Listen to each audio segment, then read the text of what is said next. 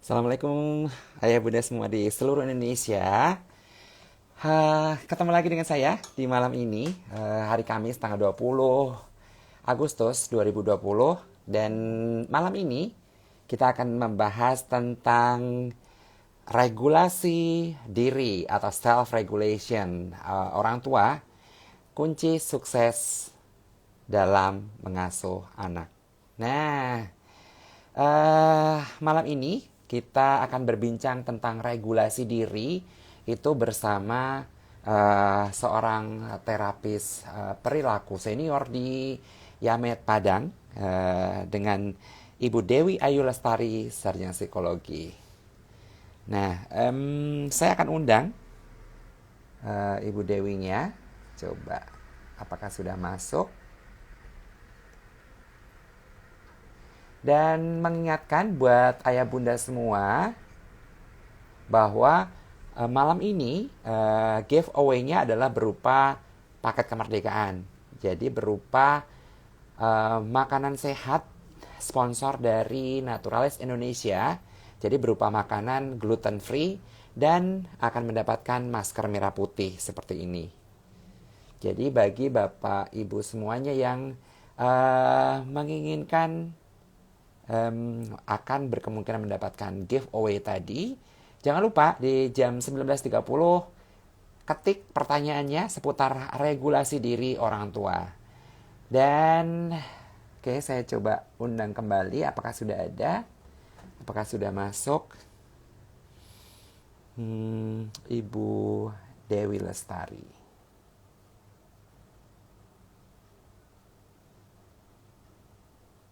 Kayaknya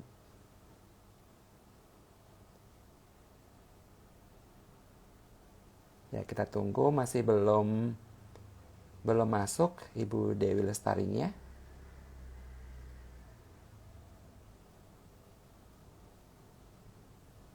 Ya, mengingatkan kembali bahwa malam ini kita akan berbincang tentang regulasi diri orang tua, sebuah kunci sukses dalam mengasuh anak. Dan ini tidak terbatas pada anak norm atau anak reguler atau anak tipikal saja, tapi kita akan juga berbincang tentang mengasuh anak berkebutuhan khusus. Oke, bagi ayah bunda jangan lupa nanti ketik pertanyaannya seputar regulasi diri di jam 19.30. Dan malam ini narasumbernya adalah Dewi Ayu Lestari, sarjana psikologi, seorang terapis perilaku senior dari Yamet Padang. Oke, saya undang kembali. Apakah sudah masuk?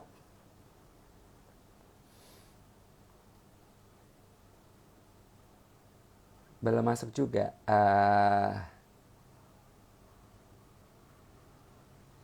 Seharusnya tamu saya adalah pemilik akun Del Lestari, tapi belum masuk juga. Mungkin bagi panitia kontak ke narasumbernya, apakah sudah bisa masuk sekarang?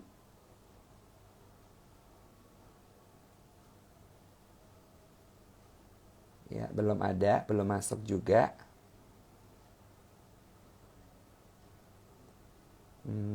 Oke, saya tunggu Ibu Dewi Lestari. Oke, sambil menunggu saya akan preview sedikit tentang regulasi emosi. Jadi sebenarnya kita akan membicarakan tentang bagaimana orang tua nantinya harus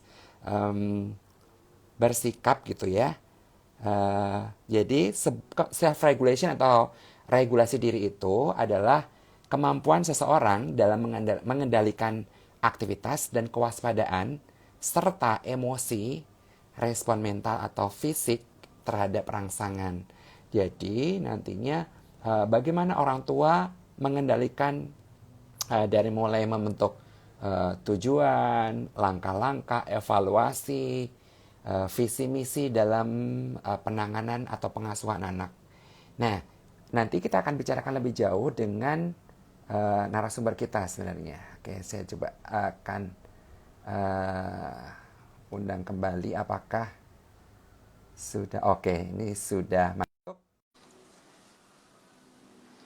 Ibu Dewi Ayu Lestari.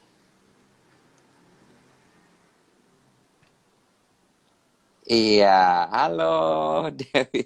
Assalamualaikum. Waalaikumsalam, Pak. Lagi susah masuk ya? Iya, dari tadi saya coba nggak bisa-bisa terus. Oke, sekarang udah masuk ya. Oke, ayah bunda semua, saya perkenalkan nama lengkap Dewi Ayu Lestari, Iya. sarjana psikologi, dan Ibu Dewi ini lulusan dari Universitas UIN Syarif Hidayatullah, lulus tahun 2016. Dan kita akan berbincang banyak tentang bagaimana regulasi diri orang tua berkenaan dengan pola asuh pada anak. Dan tadi tidak terbatas pada hanya anak tipikal atau anak reguler saja, tapi juga kita akan membahas tentang pola asuh anak berkebutuhan khusus. Nah, ini kebetulan tamu kita sudah hadir, cuman karena mungkin sinyalnya kurang bagus ini jadi berputar-putar. masih masih belum eh, stabil kayaknya sinyalnya. Oke, sebenarnya memiliki anak berkebutuhan khusus memang tidak mudah, dan orang tua itu akan mengalami tahapan-tahapan mendapatkan anak berkebutuhan khusus tadi. Jadi kalau mengikuti teorinya Kubler-Ross, bahwa seorang pasangan ayah dan bunda gitu ya yang mendapatkan anak berkebutuhan khusus itu, ini saya panggil kembali, keluar lagi tadi. Kita tunggu ya. Terlempar lagi ya. Iya, kalau maghrib sinyal WiFi di sini agak sedikit bermasalah. Agak error. Iya, agak error ya kalau maghrib. Oke, eh, oke, langsung saja ya Dewi ya, karena kita sudah masuknya agak terlambat. Oke, Dewi, Oh ya, boleh boleh jelaskan nggak apa itu namanya self regulation atau regulasi diri?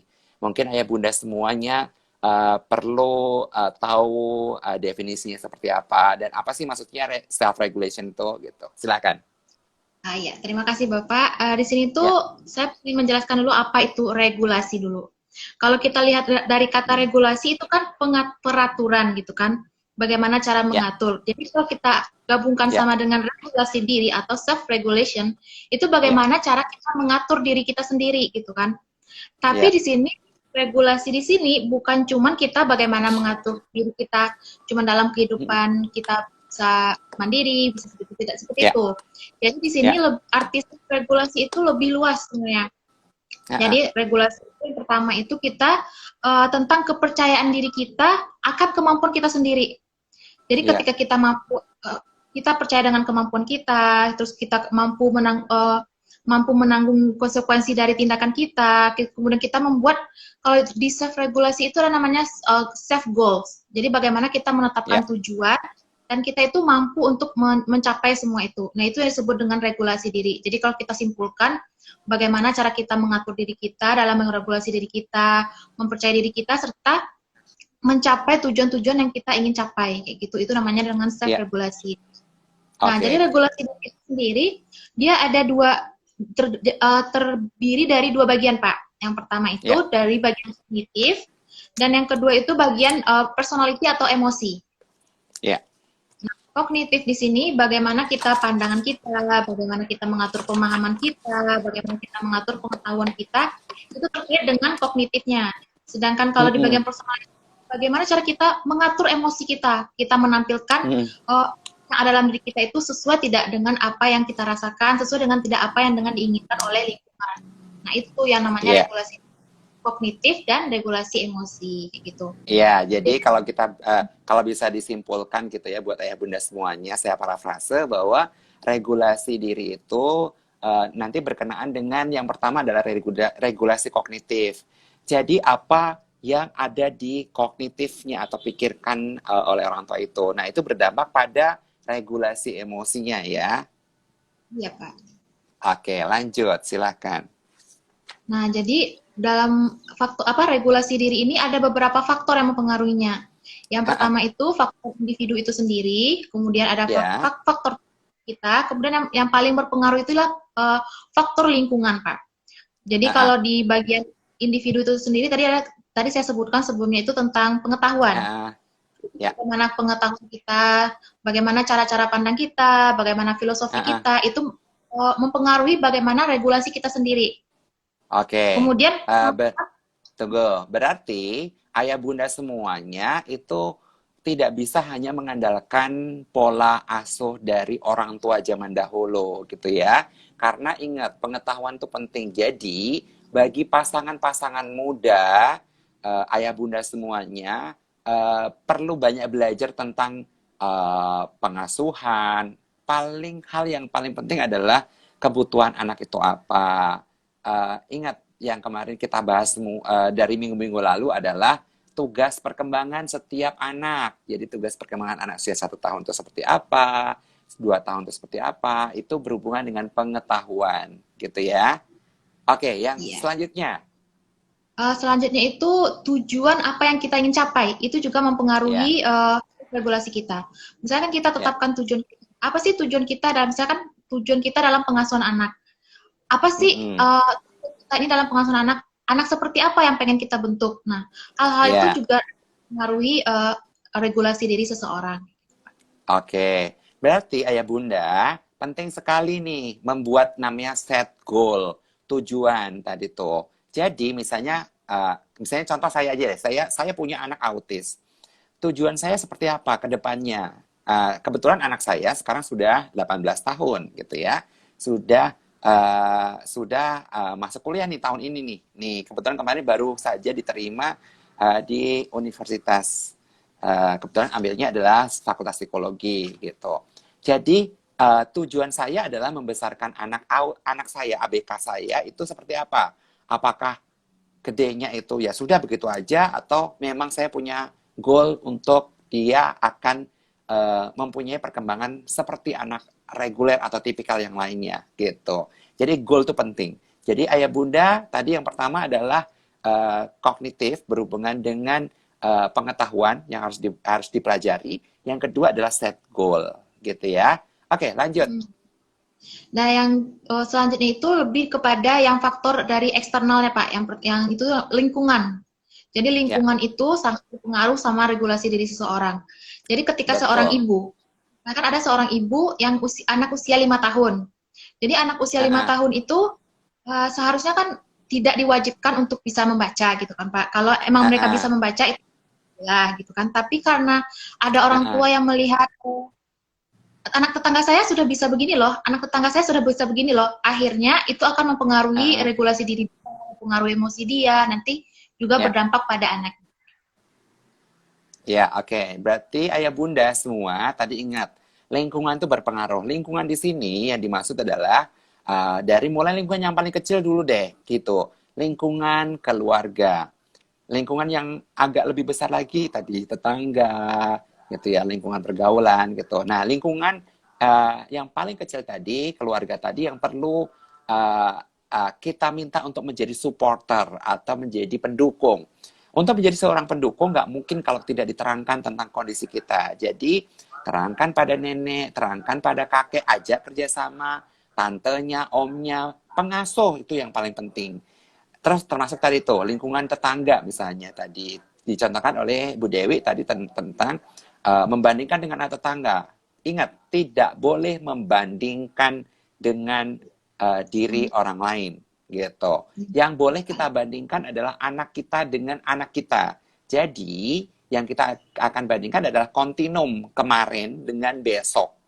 Jadi, misalnya hari ini dia nggak bisa ngomong A. Besok kita akan coba. Ayo, coba dulu sayang. A. Gitu. Jadi, ingat, satu hal yang paling penting adalah minta dukungan, support dari lingkungan paling kecil tadi tuh. Jadi regulasi akan terkelola dengan baik kalau tadi lingkungan paling kecilnya mendukung gitu. Betul. Oke, lanjut. Mau menambahkan juga dari Bapak itu yang Ya, lingkungan terkecil itu komitmen antara ayah sama bunda dulu yang paling penting. Karena iya kita banyak betul. komitmen cara atau goals dari ayah sama bunda itu bertolak belakang. Sehingga itu juga nanti mempengaruhi regulasi diri kedua orang tua tersebut. Iya, jadi pasangan ayah dan bunda itu harus kompak gitu. Iya, betul sekali. Alhamdulillah saya disupport oleh istri saya. Jadi dalam membesarkan anak saya, Feral, yang dari kecil ASD-nya cukup kental, terus dia TK, dia SD, dia SMP, dia SMA, lulus SMA, tahun ini lulus SMA dan sekarang sudah masuk ke universitas. Itu tidak mudah kalau tidak disupport. Tadi komitmen pasangan, lingkungan paling kecil tadi keluarga. Keluarga dimulai dari pasangan dulu, ayah dan bunda dulu. Gitu, itu yang paling penting. Oke, next.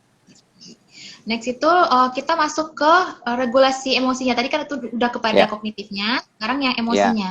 Jadi kalau di sini itu ada 4 poin utama dari regulasi emosi di sini. Yang pertama ya, itu keyakinan orang tua itu akan emosi yang lagi dialaminya. Apakah dia lagi senang, apakah dia lagi sedih, apakah dia lagi marah. Kemudian itu bagaimana dia tidak terpengaruh dengan lingkungan luar terhadap apa yang dia rasakan. Jadi ketika dia merasa senang, ya. kemudian ada stresor dari luar, misalkan anak menangis, anak tantrum, akhirnya langsung mengakibatkan perubahan emosi pada dirinya. Itu merupakan satu kesalahan Ya. dari regulasi emosi. Oke, jadi ayah bunda tadi sudah disebutkan bahwa yang nomor satu di dalam regulasi emosi adalah kestabilannya. Dan ingat, orang tua itu akan jadi role model.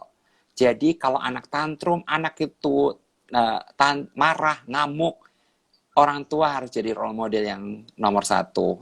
Tetap tenang, tidak boleh panik, tidak boleh cemas, tidak boleh langsung buru-buru memeluk anak gitu. Jadi anaknya langsung digendong, dipok-pok, aduh makin parah lah gitu.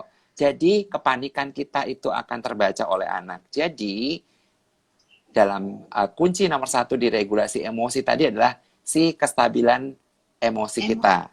Dan usahakan emosi-emosinya aura positif. Jadi akan membantu untuk tadi menangkal bila ada emosi-emosi dari luar yang negatif tadi. Gitu. Lanjut. Lanjutnya kemudian tuh bagaimana seseorang itu atau orang tua itu bisa menampilkan apa yang dirasakannya dengan tepat, Pak.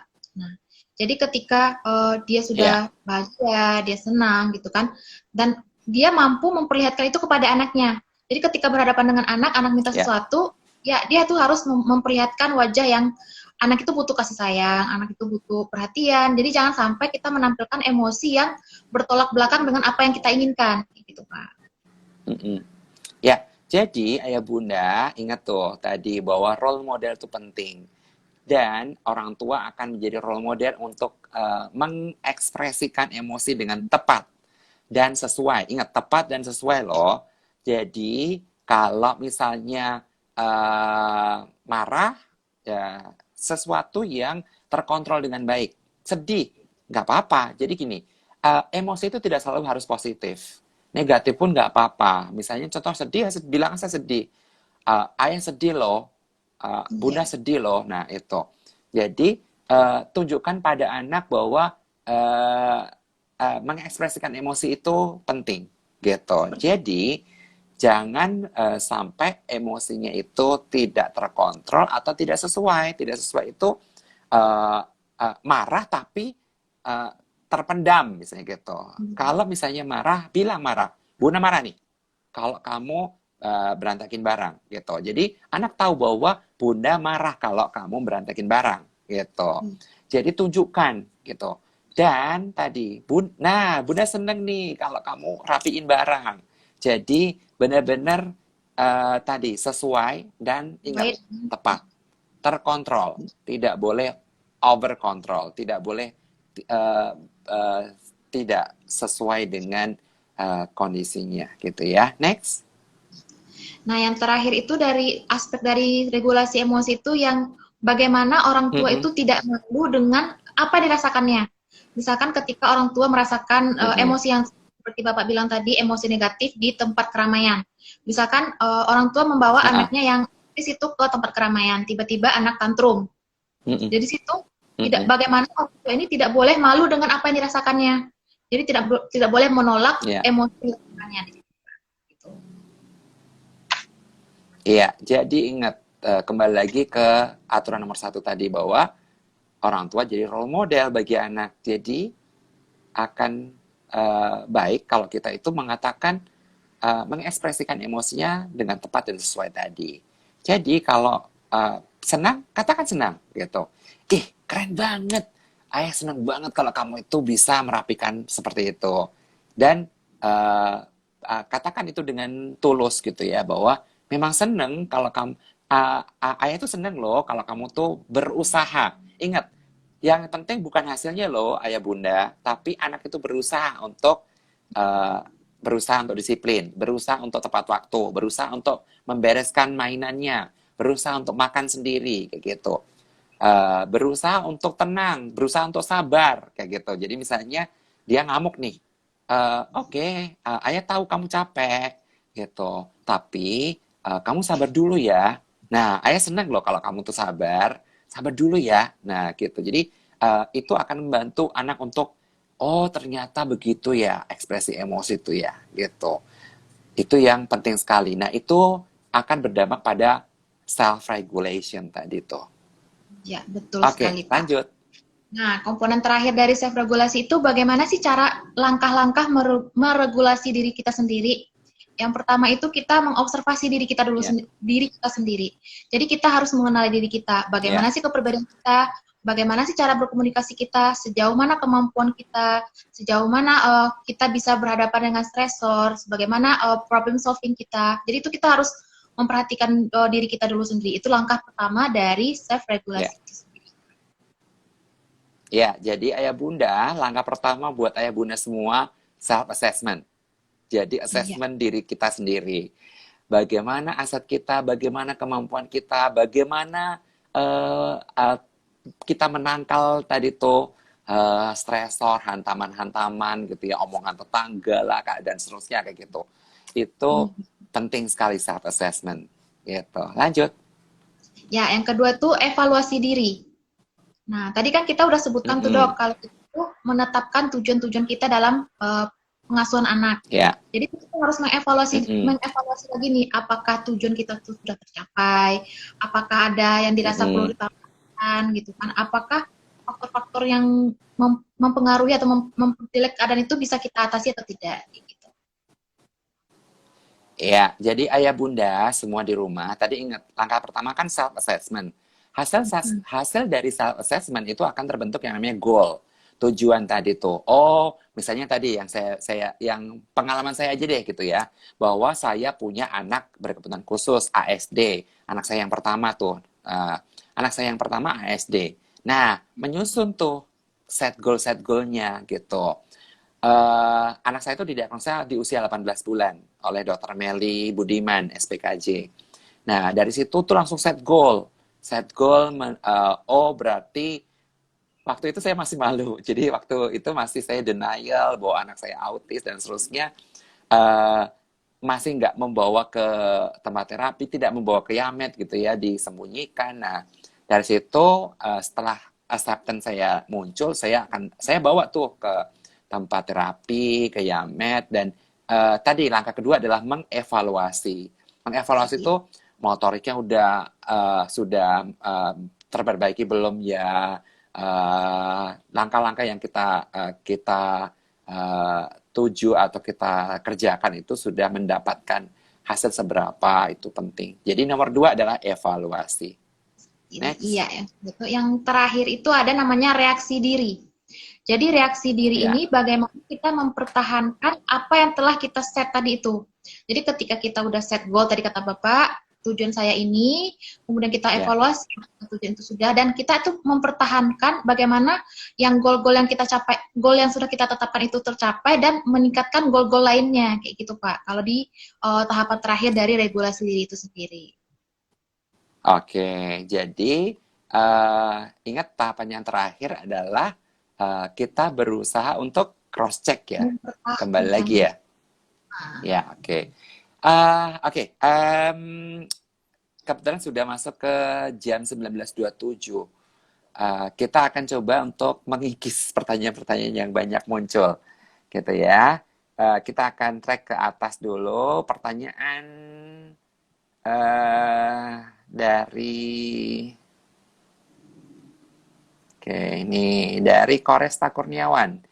Bagaimana cara mengolah regulasi diri agar berkembang dengan baik? Tadi sebenarnya sudah disebutkan nih bahwa langkah-langkahnya ada dua tahapan besar, kognitif dan emotion. Dan tadi kognitif dimulai dari kita harus belajar, kita harus paling tidak adalah mengetahui uh, apa tuh perkembangan anak, apa itu pola asuh yang baik dan seterusnya gitu ya. Jadi ini sudah terjawab di penjelasan kita nih. Terus, oh ini dari Mary. Mary mengucapkan selamat Pak atas kelulusan putranya. Oke, terima kasih. Jadi putra saya yang ASD itu sudah lulus dari SMA dan sudah masuk ke perguruan tinggi. Kebetulan ngambilnya adalah Fakultas Psikologi. Dan kemarin, 2 hari yang lalu saya dapat hadiah pengumuman diterima di Fakultas Psikologi. Selamat. Oke. Terima kasih. Terus ada pertanyaan dari, oh ini ucapan, Masya Allah luar biasa Pak, selamat atas kelulusan anaknya. Terima kasih. Eh, Oke, dari Koresta Kurniawan tadi juga, adakah dok ciri-ciri yang terlihat dari individu ketika individu itu memiliki regulasi diri yang buruk? Oke, silakan Dewi, ciri-ciri dari regulasi diri yang buruk itu seperti apa? Kalau kalau menurut saya pribadi, regulasi diri yang buruk itu yang terlihat itu Ah, lebih kepada emosi kita itu. Kalau emosi itu lebih gampang terlihat. Bagaimana kalau yang ciri-ciri orang tua dengan emosi yang buruk itu, yang pertama tuh gampang marah. Yang kedua itu mm-mm, yang kurang disiplin. Yang ketiga itu dia ya, tidak mampu menetapkan goals dan tidak mampu mencapai goals goals yang dia ingin tuju kayak gitu Pak. Jadi ketika orang tua dia itu oke, regulasinya jelek, misalkan ketika dia berhadapan dengan anak yang mm-mm, tantrum. Jadi itu anak tantrum, oke, kemudian suami atau pasangan itu menuntut menuntut membersihkan rumah atau menuntutkan hal lain. Jadi itu dia marah-marah dan melampiaskan mm-mm, rasa amarahnya itu atau emosinya itu ke anaknya atau ke suaminya itu sendiri. Itu salah satu ciri-ciri orang tua yang regulasinya buruk kayak gitu. oke, oke, saya tambahin ya. Jadi buat Koresta Kurniawan, salah satu ciri-ciri regulasi diri yang buruk tadi kembali lagi ke part-partnya atau bagian-bagiannya tadi. Yang pertama adalah kognitif. Jadi seseorang yang regulasi dirinya buruk, satu, kognitifnya itu misleading. Misleading itu gini nih, tidak open mind, tidak terbuka terhadap masukan dan saran, keras kepala, merasa benar gitu ya. Padahal belum tentu benar gitu. Misalnya contoh, dia yakin terhadap pola asuh anaknya itu yang dia yakini benar gitu. Ada masukan nih, Bu, kalau mengasuh anak berkebutuhan khusus itu satu harus eh, em, in- kata kuncinya adalah namanya autoritatif. Autoritatif tuh anak itu bebas, tapi ada batasannya. Jadi ibu harus memberikan batasan pada anak berkebutuhan khususnya. Membuat batasan itu penting loh Bu, karena membuat anak itu hidup bahagia dan sehat. Karena kenapa? Anak yang tidak tahu batasan akan kebablasan. Dia nggak tahu bahwa harus tidur malam, tidur jam 21 paling malam. Jadi nggak boleh tidur malam-malam, misalnya gitu. Nah, dia yakin, inilah, bla, bla, bla. Jadi, dia meyakini terhadap keyakinannya tadi. Karena tidak mau belajar, tidak mau berubah, keras kepala, itu ciri regulasi diri yang buruk di bagian kognitif. Yang kedua adalah regulasi diri yang buruk di bagian emosi yang tadi sudah disebutkan sama Dewi, bahwa uh, tidak mampu mengontrol emosinya, tidak mampu menjadi role model yang baik bagi anak berkebutuhan khusus kayak gitu. Jadi itu yang akhirnya berdampak pada kebutuhannya dia juga tidak terpenuhi. Dan ingat loh ayah bunda, salah satu kunci untuk regulasi emosinya adalah adanya me time. Jadi ayah bunda itu penting juga melakukan me time. Me time itu sesuatu yang mungkin bisa saja karena ke hobinya, kesenangannya, dan itu dilakukan dengan waktu diri sendiri gitu. Jadi untuk supaya regulasi dirinya itu baik atau tidak buruk tadi, salah satunya pengaturan waktu dan pengaturan me time tadi, gitu ya. Oke, kita jawab pertanyaan berikutnya nih, Wi.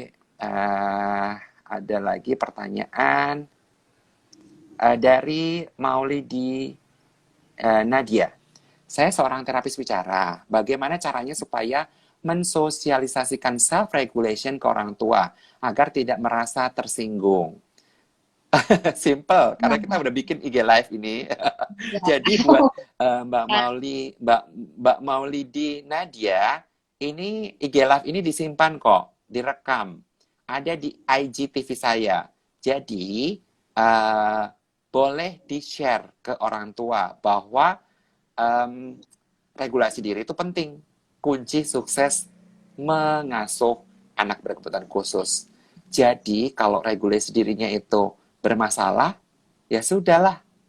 Nantinya Mbak Maulidi Nadia, meskipun sampai 7 hari 7 malam menerapi wicara nggak akan berhasil secara optimal kalau orang tuanya masih belum mampu meregulasi diri tadi atau self regulation gitu ya.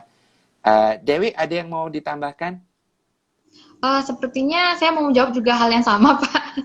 Karena Oke. gitu kan, tinggal dikasih ini sama orang tuanya gitu kan. Ini loh, apa itu regulasi diri itu gitu kan. Jadi kita secara tidak memperkenalkan kepada orang tua kayak gitu. Ya. Dan rekaman ini ada di YouTube nih, Mbak Maulidi Nadia. Jadi kalau mau dikasih linknya YouTube-nya juga boleh. Jadi tinggal nanti lari ke YouTube, cari judul self-regulation. Ini deh, judul kuncinya di YouTube adalah regulasi diri orang tua, kunci sukses pola asuh anak berkebutuhan khusus. Jadi itu nanti linknya bisa dikasih ke orang tua. Nanti orang tua akan nonton. Gitu. Itu cara terbaiknya, cara tersingkatnya. Karena kalau untuk baca bukunya sendiri itu bukunya tebal sekali loh. Gitu. Jadi kita sarikan di IG Live ini. Jadi akan lebih mudah untuk men-share ke orang tua. Oke, masuk ke berikutnya dari zona_midwife. Masya Allah. Selamat ya Pak Tri Gunadi dan istri couple yang bisa jadi panutan para orang tua. Terima kasih.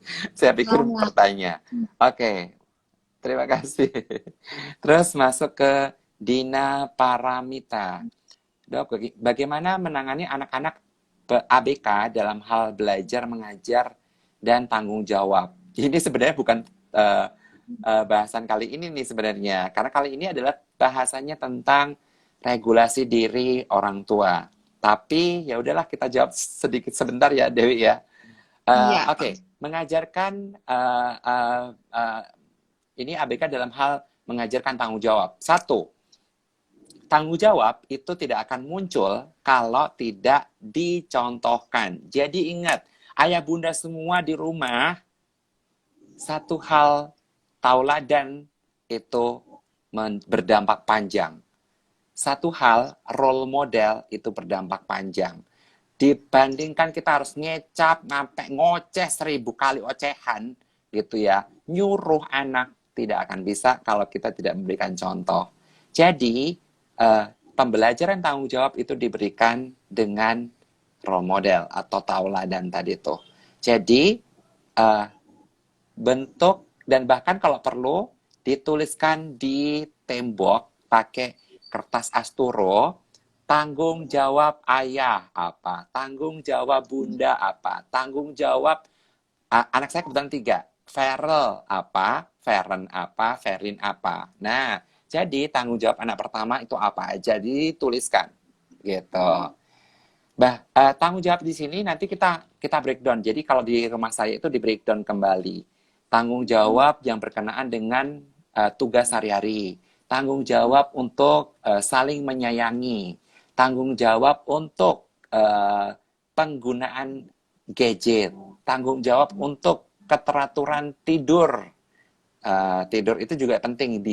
Itu harus dituliskan juga. Nah, kayak gitu. Jadi dituliskan. Satu hal diberikan role model, habis itu diberikan per part, per bagiannya masing-masing. Dan nantinya, ingat, ada yang namanya konsekuensi. Konsekuensi itu hal yang paling simpel, mudah, dan berdampak luar biasa pada anak. Dan ingat, kalau anak berhasil akan dapat apa, kalau tidak mengerjakan tanggung jawabnya akan mendapatkan apa, gitu. Jadi biasanya kalau nggak mengerjakan, misalnya tidak, kalau di tempat saya adalah kalau tidak mencuci piringnya, itu pasti tidak akan bisa makan berikutnya, karena piringnya masih ada di tempat cucian kotor, gitu. Nah, itu salah satunya. Jadi kalau dia itu mencuci piring seperti apa, kalau tidak mencuci piring seperti apa, gitu. Itu pentingnya memberikan tanggung jawab. Dan ingat, ayah bunda, tanggung jawab itu disesuaikan dengan usianya. Jadi bisa dilihat di Instagram saya, infografis Instagram saya, itu saya sudah bagi per usia. Tanggung jawab anak usia 1 tahun tuh ngapain aja, 2 tahun tuh ngapain aja, ada di infografis. Tinggal dilihat, gitu ya. Oke, itu jawaban buat Bu Dina Paramita. Oke, pertanyaan berikutnya. Dari Mary, saya mau nanya, menurut Bu Dewi, apa yang membuat gagalnya self-regulation pada orang tua yang memiliki anak berkebutuhan khusus, lalu apa tipsnya, ini berhubungan dengan tips nih, sudah masuk ke tips nih, agar memiliki self-regulation yang baik. Oke, silakan Dewi dijawab, ini pertanyaannya adalah, apa yang membuat gagalnya self-regulation orang tua? Dan tipsnya seperti apa? Silakan. Kalau menurut saya pribadi itu seperti yang Bapak sebutkan tadi itu yang paling utama itu denial. Jadi bagaimana orang itu denial kalau anak itu berbeda sama yang lainnya, itu akan mempengaruhi regulasi dirinya karena itu berpengaruh pada pengetahuannya dia gitu. Otomatis ketika tunggu dulu dia nih, Dewi. Ya, Dewi tunggu dulu. Karena orang tua belum tahu nih tahapannya. Oke, saya terangkan dulu nih orang tua, ayah bunda, tahapan kita mendapatkan, misalnya contoh, anak saya didiagnosa autis. Nah, itu akan ada 5 tahapan. Ya, disebutnya adalah DABDA.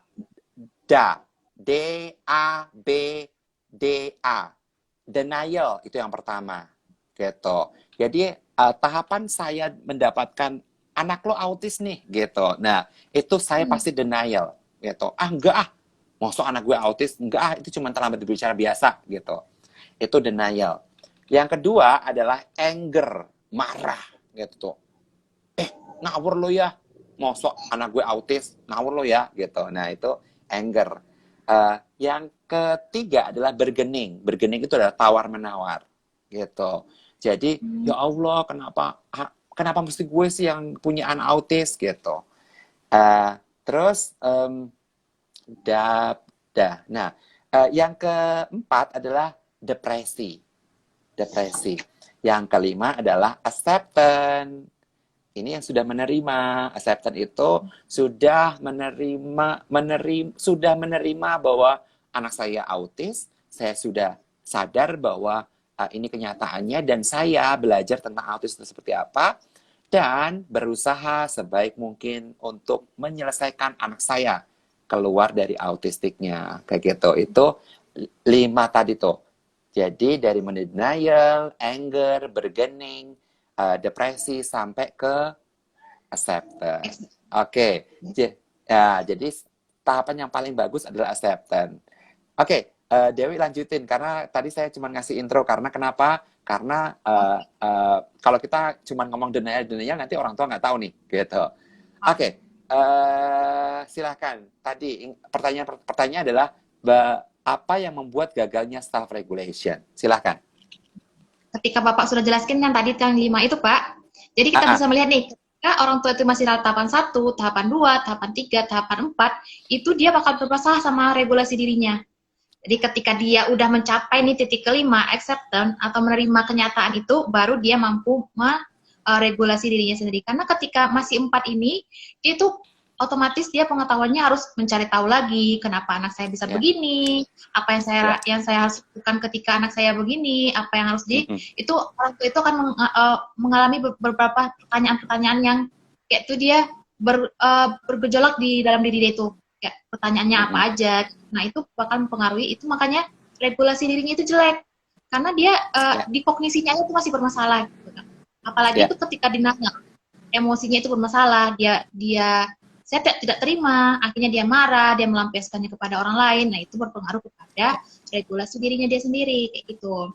Nah, kemudian kalau Bu Mirinya di sini menanyakan tentang apa tips agar memiliki self regulasi yang baik. Kalau menurut saya itu satu yang kalau moto saya itu bahagiakan diri sendiri. Nah, itu dari itu moto saya sendiri itu. Bagaimana kita membahagiakan diri sendiri, ya. Bagaimana kita bisa membahagiakan diri sendiri, baru kita bisa membahagiakan orang lain. Betul. Tadi ingat, me time. Iya. Jadi, ayah bunda semua, me time itu penting loh. Jadi, saat kita bisa membahagiakan diri kita, itu akan bisa membahagiakan orang lain.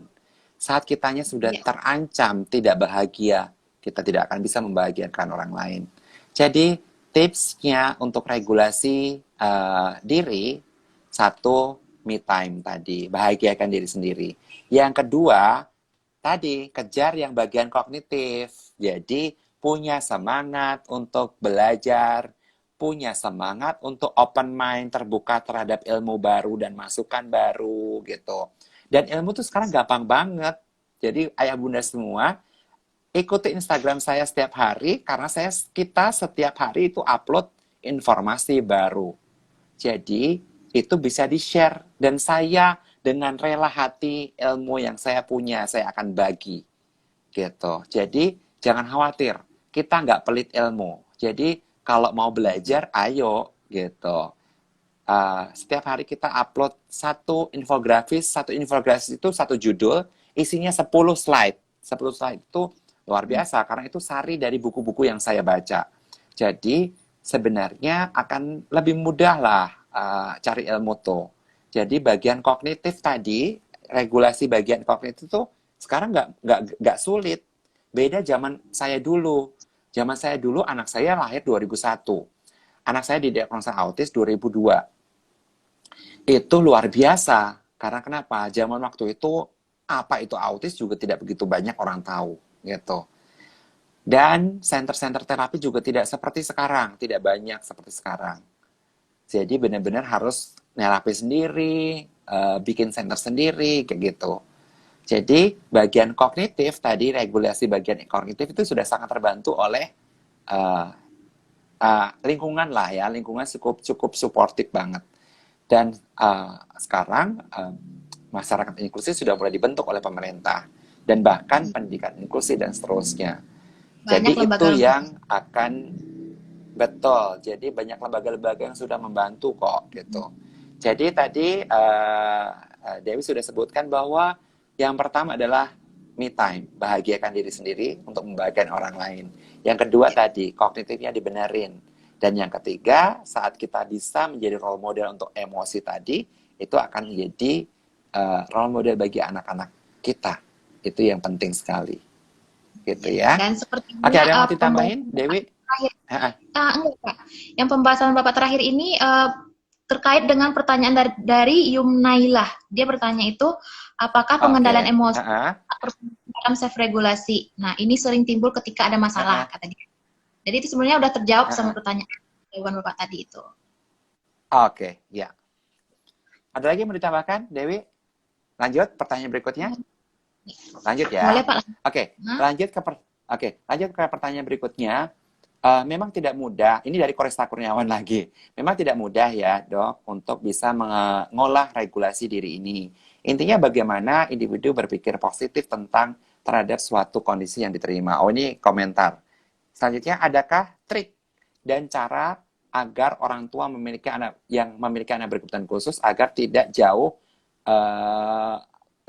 menerima dengan kondisi anaknya ini menjadi hal yang sulit untuk menyampaikan kepada orang tua. Agak kurang mengerti nih pertanyaannya berputar. Kemungkinan yang ditanyakan oleh Koresta Kurniawan adalah ini kali ya, bagaimana membuat orang tua itu acceptance kali ya. Ya, benar. Simpelnya kayak gitu mungkin. Oke, jadi Koresta Kurniawan membuat orang tua itu bergerak dari yang tadi tuh, ya, denial, anger, bergening, terus depresi, ke tadi acceptance tadi, itu hal yang tidak mudah memang. Karena kenapa? Karena kita harus selalu memberikan tadi tuh kognitif tadi penting tuh kognitif. Jadi kognitif itu memberikan knowledge pada orang tua bahwa autis adalah begini. Kalau di terapi akan begini. Kalau tidak di terapi akan begini. Kayak gitu. Itu penting dan terus menerus. Termasuk mengingatkan kalau dia out of the track. Misalnya ternyata, itu ngasih gadget, gimana autisnya bisa sembuh, misalnya gitu. Itu ngasih kelonggaran yang tidak berbatas gitu. Aturannya mana nih, gitu. Jadwalnya mana nih, kayak gitu. Jadi itu penting sekali. Itu yang membuat supaya orang tua itu bergerak dari denial tadi sampai ke acceptance, gitu. Oke, Dewi ada tambahan nggak tentang pertanyaannya Koresta Kurniawan ini yang menggerakkan orang tua dari mulai denial ke acceptance ini? Kalau saya Nggak, pribadi sih cukup lebih ya? kayak Apa? Nah, udah cukup. gimana? Kayaknya Cukup. udah Oke. cukup. Oke. Pertanyaan juga dari Yumaila. Oh, ini tadi udah dijawab ya? Apakah pengendalian emosi sangat berpengaruh pada Oke, ini yang sering karena timbul saat kita ada masalah. Ini udah dijawab. Ini keterangan dari Mary. Terima kasih sudah diberikan penjelasan.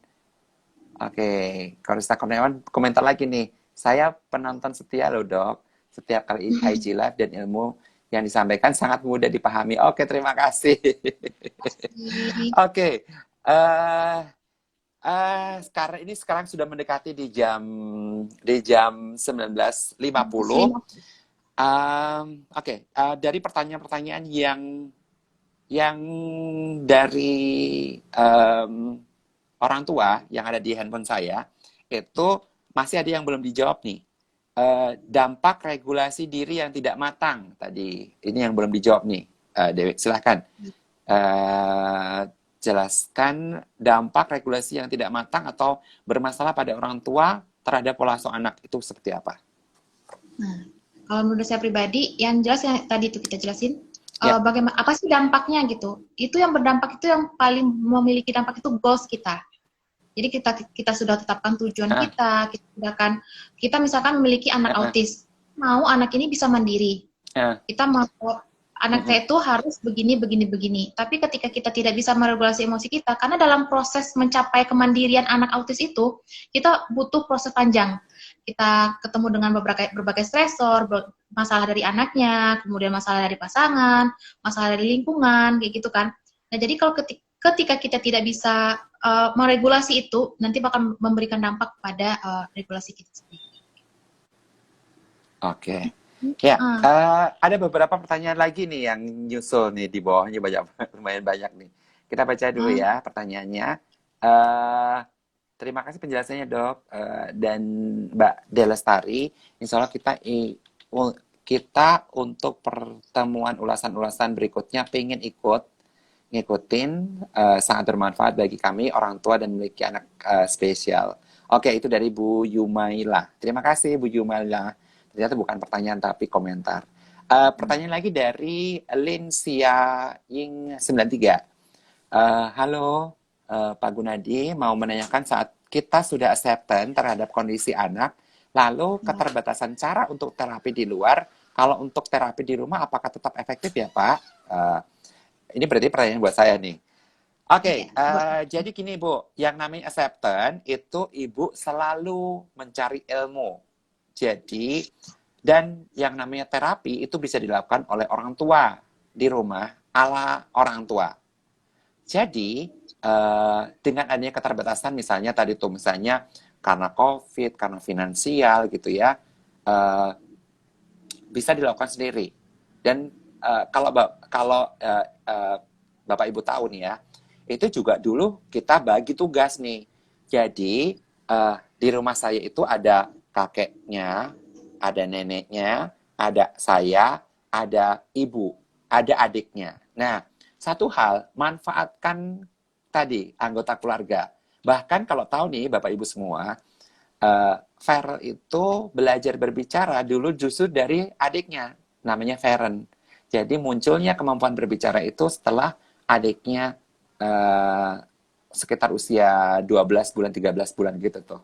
Jadi, buat Ibu Lin Xiao Ying 93, kalau Ibu sudah ada di level acceptance tadi, satu hal yang akan kelihatan dari Ibu adalah selalu mencari ilmu.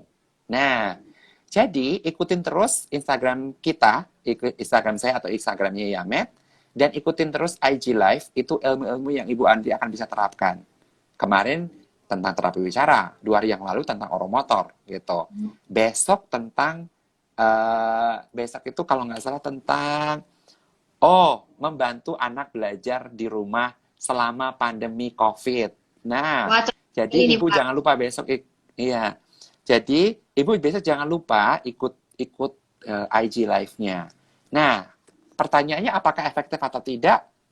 Ibu tadi kan menanyakan, kalau untuk terapi di rumah apakah tetap efektif, Pak? Lah, efektif tidaknya Ibu yang tahu, karena kan terapinya Ibu bener atau enggak gitu. Kalau Ibu sudah merasakan terapi ternyata emang Ibu kurang, ya nggak efektif. Tapi kalau Ibu ilmunya cukup, ya efektif gitu. Jadi sebenarnya nggak ada masalah terapi ala orang tua gitu ya, tapi harus benar. Nah, untuk benarnya Ibu harus cari terus ilmunya dari berbagai sumber. Di IG saya banyak, di IG Live ini juga banyak, di YouTube juga banyak, di Google juga banyak, gitu ya.